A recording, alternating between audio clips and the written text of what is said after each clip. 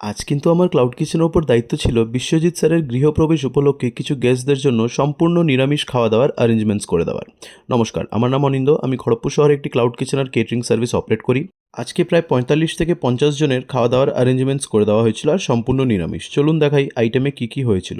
প্রথমেই কিন্তু এখানে বাঁশকাঠি চালটাকে ভিজে নেওয়া হচ্ছে প্লেন রাইসের জন্য, আর তার সাথে বাসমতি রাইসও ভেজানো হয়েছে বাসন্তী পোলাওয়ের জন্য।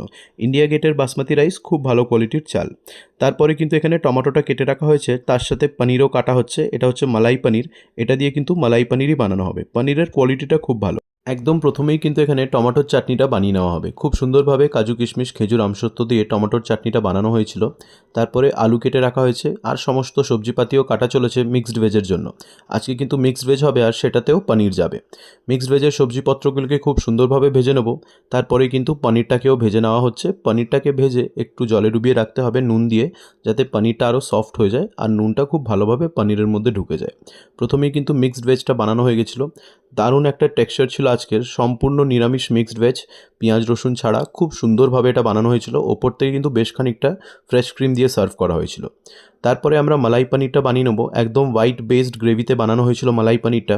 মালাই পনিরেও কিন্তু ওপর থেকে বেশ খানিকটা বাটার, গরম মশলা আর ক্রিম দিয়ে গার্নিশ করা হয়েছিল। তার সাথে এখানে আমাদের মুগ ডালটাও রেডি, আর বাসন্তী পোলাও আমাদের রেডি হয়ে গেছে। বাস ঝুরি আলু ভাজা আর পাঁপড় দিলেই কিন্তু আজকের মেনু কমপ্লিট। আপনিও যদি চান আপনাদের ঘরের ছোট কিংবা বড় অনুষ্ঠানে আমাদেরকে বুকিং করতে, তাহলে কিন্তু নিশ্চয়ই ভিডিওটির কমেন্ট সেকশনে কমেন্ট করে রাখবেন। আমি হোয়াটসঅ্যাপ অথবা কলিং নাম্বার দিয়ে দেবো, সেখানে আপনি কল অথবা হোয়াটসঅ্যাপ করে আপনার বুকিংটা করতে পারেন।